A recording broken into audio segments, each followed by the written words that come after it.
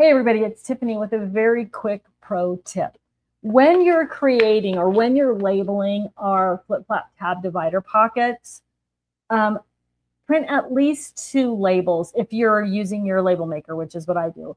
Print at least 2, possibly 3. So why 2 or 3?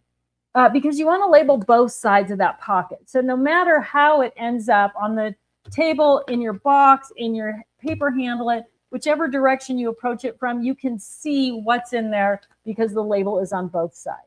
And the reason to make that third label is that if you're doing something like this, where you're labeling your paper handlet or your file master, so this is 12-inch stamps. So I made 3. I was able to label here 12-inch stamps, so I know which box, which file master those are in. So think about, before you get started labeling your pockets, do you need to see from both sides? It's super helpful. I would totally recommend that. So at least 2. And then where are you going to store that pocket? Are you going to need another little label for the outside of the box or container that that pocket is in? In that case, you're going to want to print that label 3 times.